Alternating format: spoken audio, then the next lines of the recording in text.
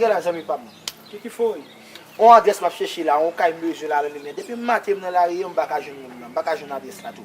Pas ka joindre haïtien, c'est celle où moi la kay de. Que foi, cara? Não tô entendendo nada, mano.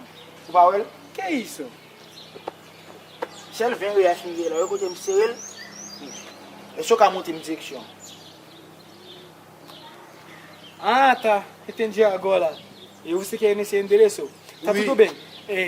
O para lá, droite, on prend un porte, un barrière blanc. On met frappe barrière blanc là. Get mon caca, tout a receber pas parler créole. Que foi, cara? Quand get mon caca, on va parler créole. Depuis nous venons notre pays, nous connaissons l'autre nationalité.